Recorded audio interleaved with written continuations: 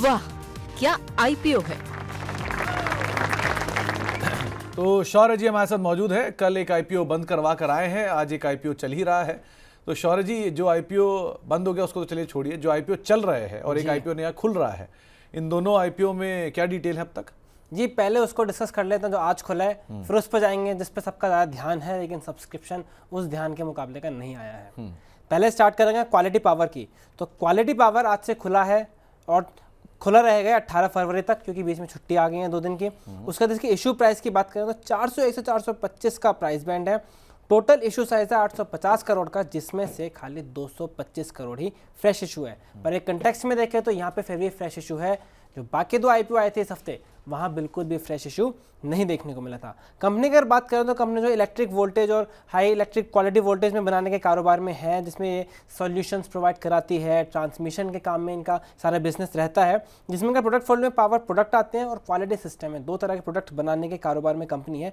और इनका रिसेंटली अगर बात करें तो इन्हें 9-10 हज़ार करोड़ के ऑर्डर भी मिलते आए हैं हिताची जैसी कंपनी के लिए, जिसे पॉजिटिवली देखा गया है। 2 साल की अगर इनकी बात करें तो पॉइंट ये है कि इनका एसेट्स में बढ़ोतरी है, रेवेन्यू में बढ़े हैं और प्रॉफिट भी बढ़े हैं। लेकिन देखें तो एक तरह का कंसिस्टेंट ग्रोथ नजर आ रहा है। जितने एसेट्स बढ़े हैं उसी कंपैरिजन में रेवेन्यू बढ़ते हुए नजर आ रहे हैं और सिमिलर कंपैरिजन में प्रॉफिट भी बढ़ते हुए नजर आ रहे हैं। इसका मतलब है पिछले 3 साल से अगर हम रेशियोज के टर्म में देखेंगे तो एक कंसिस्टेंट परफॉर्मेंस देखने को मिल रहा है, ना कुछ इंप्रूवमेंट है लेकिन कुछ डिक्लाइन भी नहीं है। तो फिर ऐसा भी नहीं है कि छोटी कंपनी है और साइज बड़ा कर रहा है, तो ऐसा भी नहीं लग रहा है कि इन्हें कुछ इकोनॉमीज ऑफ स्केल का फायदा मिलते हुए नजर यहाँ पे नहीं दिख रहा है। लेकिन एक पॉइंट कंपनी के लिए काफी पॉजिटिव है, वो है वैल्यूएशन रेशियो। पहली बात, कंपनी का वैल्यूएशन रेशियो FY24 की ईपीएस के हिसाब से बन रहा है 50 के आसपास, बल्कि जो इनकी पीयर्स से कंपैरिजन किया गया है उनका रेशियो बन रहा है 250 से लेके 300 के आसपास। तो उसके कंपैरिजन में ये काफी सस्ता नजर आ रहा है। दूसरा जो मार्केट को पसंद आ रहा है वो आ रहा है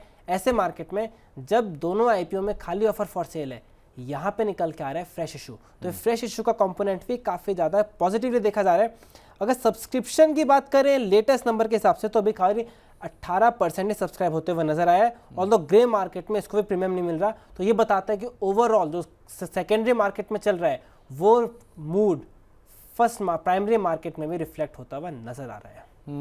तो जो सेकेंडरी मार्केट में है वो प्राइमरी मार्केट में भी होता हुआ दिखाई पड़ रहा है। क्या लगता है शौर्य, सब्सक्राइब हो जाएगा?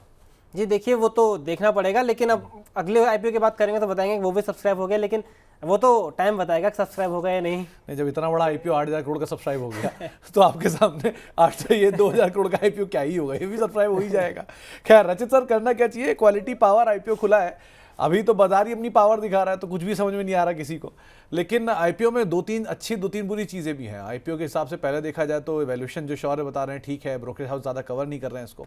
लेकिन अच्छी चीज़ क्या है कि हिताची का जो बड़ा ऑर्डर आया वो कंपनी के लिए एक बड़ा गेम चेंजर हो सकता है। कंपनी ठीक ठाक काम कर रही है, सब OFS लेके आई है, थोड़ा एटलीस्ट प्राइमरी में भी मतलब इनकी कंपनी में भी कुछ जा रहा है।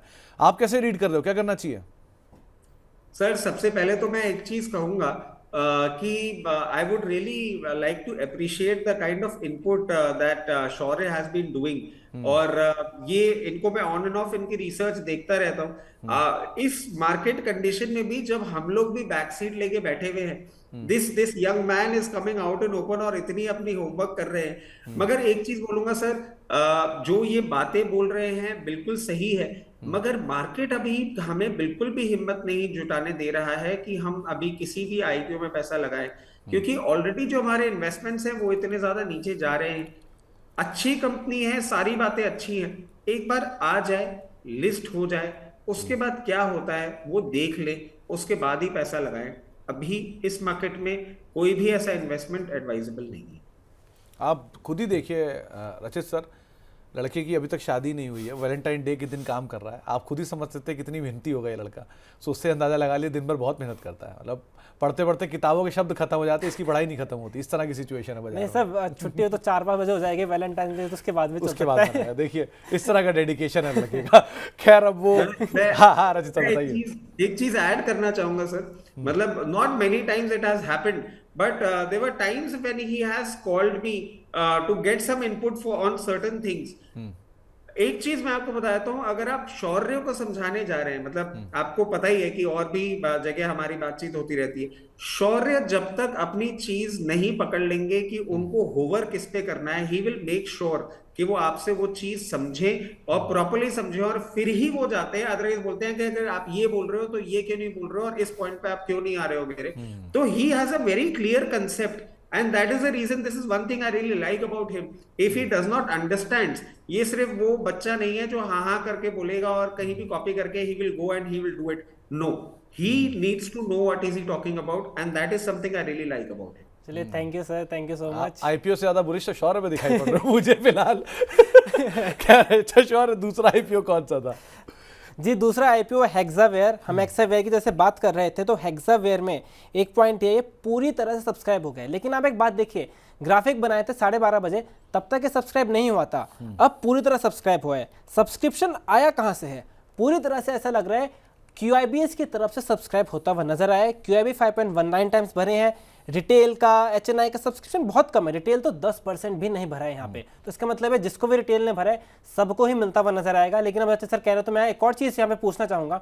रचित सर, इसे जो है एक प्राइवेट इक्विटी कंपनी ने खरीदा, कार्लाइल। और प्राइवेट इक्विटी का काम क्या होता है? कंपनी के अंदर फॉल्ट्स निकालना, उनकी इनएफिशिएंसी को पकड़ना और उसे इंप्रूव करना। लेकिन अगर हम इसके 3 साल की परफॉर्मेंस देखें तो एफिशिएंसी किसी तरह से रिफ्लेक्ट नहीं हो रही। ना तो इनके कुछ ऐसा है कि एसेट टर्नओवर रेशियोज बढ़े हो या फिर इनके प्रॉफिट मार्जिन बढ़े हैं। मतलब कंपनी में ग्रोथ है, प्रॉफिट बढ़ रहा है, रेवेन्यू बढ़ रहा है, लेकिन वो तो ज्यादा खर्चा कर रहे हैं, एसेट्स बढ़ा रहे हैं तो हो रहा है। तो फिर ऐसा कुछ कार्लाइल ने करा तो है नहीं, उनका फायदा हो गया, 400 में लिया था, अब 700 में वो निकल जाएंगे। लेकिन कंपनी में ऐसा कुछ नहीं लग रहा है कि उन्होंने बहुत ज्यादा चेंज कर दिया, और जो ये कहते हैं कि बेसिक मॉडल है जिसपे प्राइवेट इक्विटीज काम करती हैं। देखिए शौर्य, कुछ कुछ चीजें ऐसी भी होती है जो हम ऑन स्क्रीन बात नहीं कर सकते, उसके लिए हम ऑफ स्क्रीन बात करेंगे तो मैं आपको ज्यादा बेटर समझा पाऊंगा। लेकिन एक चीज़ ज़रूर है कि जिन लोगों के पास ये शेयर थे कहीं 2020 से पहले के और उन्होंने टेंडर नहीं किए थे, उनको एटलीस्ट आज ये मौका मिल रहा है कि वो अपने शेयर कहीं टेंडर कर दे इस तरह के भाव को लेकर। आप क्या कहोगे रचित सर, क्या करना चाहिए हेक्सावेयर? अगर अब क्योंकि सब्सक्राइब तो हो ही गया है, पूरा का पूरा आईपीओ लिस्ट भी होगा, और करना क्या चाहिए इस तरह के आईपीओ में? आगे चल के क्या हो? सर दूरी बनाए रखें, बिल्कुल दूरी बनाए रखें, अभी कोई भी छेड़खानी ना करें, पैसा रखें, एवरेज करने का जहां मौका मिलेगा हमारी ही पोर्टफोलियो में वहां पे दिमाग लगा लेंगे। इनको लिस्ट होने दीजिए और थोड़ा सा ट्रेड कर लेने दीजिए, फिर ही कुछ फोकस करिएगा। अभी दूरी बनाए रखिए। अभी दूरी बना कर रखिए। अच्छा शौर्य, इसमें आईपीओ में कितना प्रमोटर स्टेक ऑफलोड कर रहा है? जी, अगर बात करें तो इसमें आईपीओ में एक बात देखिए, अगर पहले इनका प्रमोटर स्टेक था 95% का, लेकिन अब इन्होंने सीधे 74% कर दिया। यानी जो एक वो होता है सेबी का बेंचमार्क कि 75 से कम होना चाहिए, उन्होंने एक बार में करते हुए नजर आए हैं। ये इंटरेस्टिंग पॉइंट है, क्योंकि हम काफी कंपनियों को देखते हैं वो ट्रांचेस में करते हैं, क्योंकि टाइम भी होता है 2-3 साल का। लेकिन यहाँ कंपनी पूरी तरह से वो स्टेक कम करते हुए आया है, और शायद इसीलिए इतना बड़ा आईपीओ साइज है, वो भी पूरा ऑफर फॉर सेल है।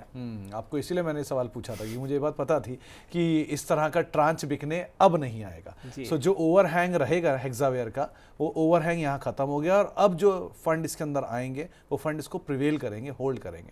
सो इसलिए ये OFS पूरा सब्सक्राइब करा हुआ है। ज़्यादातर इंस्टीट्यूशन इन्वेस्टर आपको इसलिए दिखाई पड़ रहे हैं क्योंकि रिटेल की पॉकेट्स खाली हो गई हैं, लेकिन इंस्टीट्यूशन के पास पैसा था।